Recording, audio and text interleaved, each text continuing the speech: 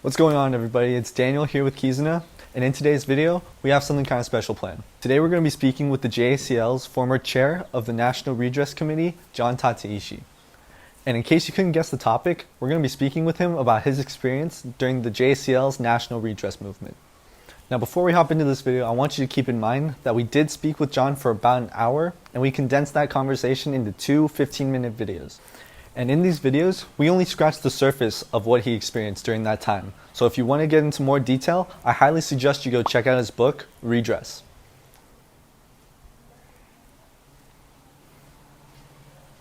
Now, let's hear what John has to say about redress. Hi everyone, I'm Stephanie Nitahara, Kizuna's Executive Director. Today we're here with John Tateishi, who's going to be answering some of our questions about redress. So John, why don't you give us a little intro to who you are? Hi, Steph. Thank you for inviting me to have this conversation with you. I was born before World War II in 1939, and I was about 2.5 years old when the orders were issued by the Army. I grew up in Manzanar from the ages of 3 to 6. So that's really stamped in my mind. I mean, I can remember so much about what happened, and I think back on that and I think, a 3-year-old kid shouldn't remember things that far back. But a lot of it is still very vivid in my mind.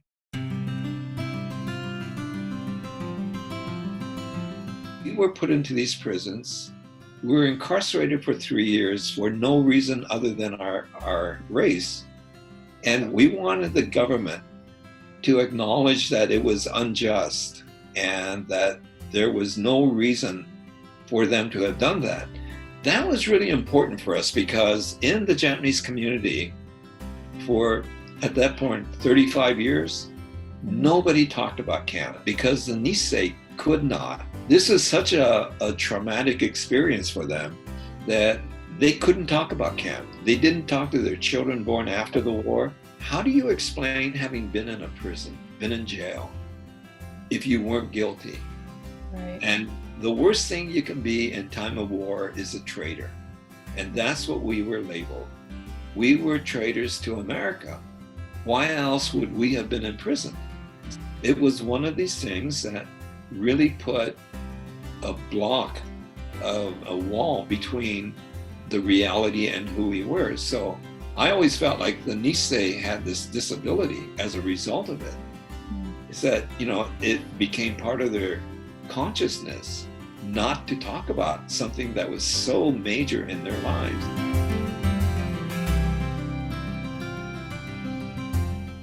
So you talk about redress. What redress is about is having the government acknowledge that they've committed an error, a wrong, unwarranted, and to acknowledge it. And the other side of that is reparations, payment, some kind of monetary compensation. Because in America, that's how you rectify a wrong. Look at the courts every day, filled with people who are suing one person or another. Against the United States government, you can't do that. But you can petition. First Amendment, the right to petition for redress. And that's what we were doing. To me, this was a fight for more than the apology and more than the money, certainly more than the money, because the money I didn't care about. The one thing that's really important to remember is that the government forced our removal and imprisonment without any cause. It was purely on the basis of race. But what I really wanted were for the Nisei to feel they could be part of this country again.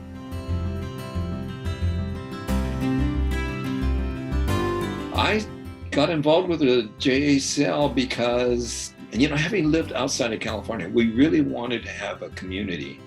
And so where we lived, there wasn't really a Japanese community. And there was a meeting announced that in the local newspaper that Japanese Americans were going to meet to form this organization. I got very quickly involved in the redress campaign because I was really interested. That was my main interest in the JACL. I was recruited as the chair of the National Redress Committee. And from there, I launched this campaign I figured, we've talked about this for 8 years. I was only 3 years with the JACL by then. And I figured, well, the JACL's been talking about this for 8 years. It's time to do something.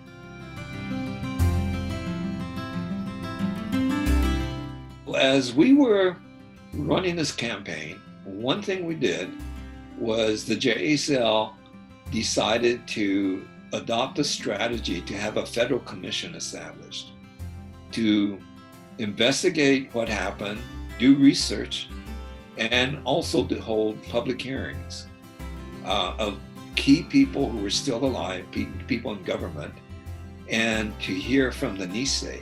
All we were asking for is a study, an objective study, and then the commission would decide it was justified, it wasn't, and if it wasn't, then there should be some remedy if they felt like doing that.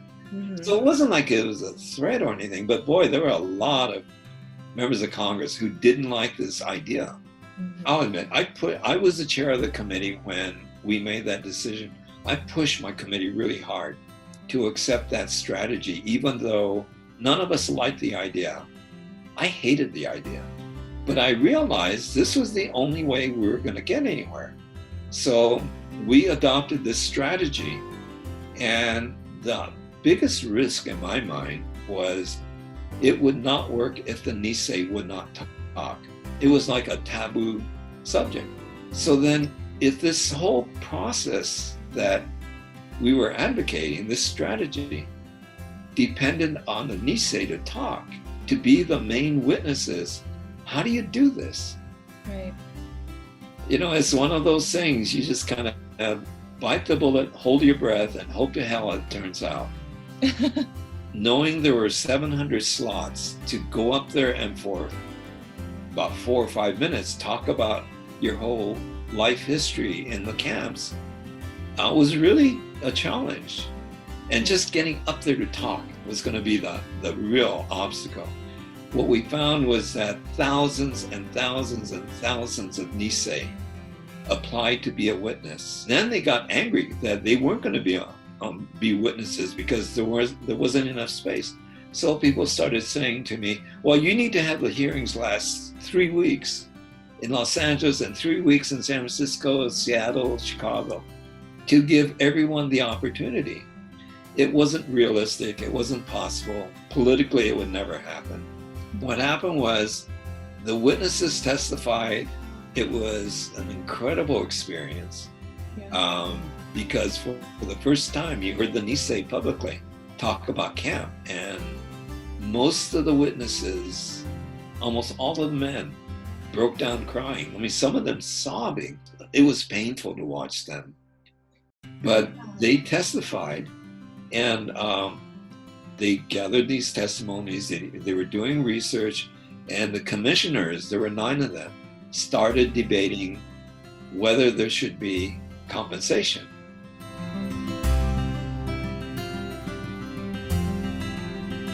I was talking with a man named Clifford Ueda, who became the national president. Clifford and I used to talk a lot, and I said, we need a document. And I suggested $50,000 and a trust fund. And this is what I gave to Clifford, and I said, you need to introduce this. And he was running for national president of JACL. And I thought this is not a gimmick, but this is a great platform for him to run his campaign on. I talk about this in my book, and to give myself a plug here. You mean this book? Oh, you have my book. Look at what book I have here. Look at who wrote that. So anyway, I gave Clifford this thing, $50,000 and trust fund. He wasn't comfortable for that, so he put together a meeting, and we met to talk about the amount of money we're going to ask for. The way this meeting started was Clifford saying, okay, we're here for this weekend to talk about how much money we're going to ask for. He preempted all the debate about, are we going to do individual payments or trust fund, or how are we going to do this? And some of the members caught on and kind of chided him, but went along with it. And so we started talking about amount of money. Mm-hmm. There was one proposal that was already out there for $10,000, which I thought was a total insult. In that meeting, I really trashed that proposal and made a lot of enemies with it because there was a really sort of influential group that was backing it. For 3 years of imprisonment? Give me a break. So this other guy who was on the committee, a guy named Bill Marutani, who was from Philadelphia, he was a judge. He said 50,000. I backed him immediately. I thought this was the amount we should go for. And people sort of laughed nervously, like, geez, that's a lot of money. And if you're Japanese, you don't demand money ever. This just wasn't done in our days. And so we tossed a bunch of numbers around and we came up with the figure $25,000 per person who was incarcerated. And for those who had passed away, their money would go into a trust fund.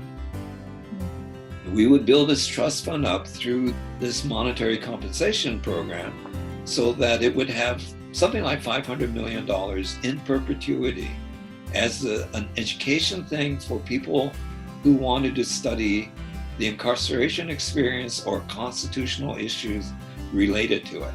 My agreement was that I would not talk to the research staff, but I could talk to the commissioners. So I did that. And what I talked to them about was the JACL's demand for $25,000 per person and the trust fund. There were a few who said, that's a measly amount of money.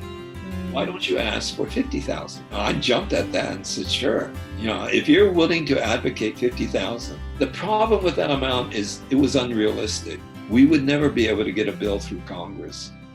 And we had to get a bill through Congress to get the commission formed.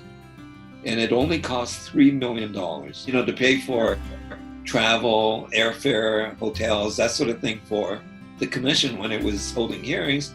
And then for the commission staff to operate, pay rent, pay the lease, the rental and the furniture, that kind of stuff. So anyway, we got it passed. We got the witnesses to testify. And the commission was debating the amount. And I had a conversation with the chair of the commission, a woman named Joan Bernstein, a really tough government lawyer. She said, no, there's no way we're going to give you 25. And she said, if we gave you 25,000, it would seem like the commission is under the thumb of the JACL. I said, fine, make it 30,000. Then people will know there's nowhere JACL has an influence on this. And she says, I can give you 15.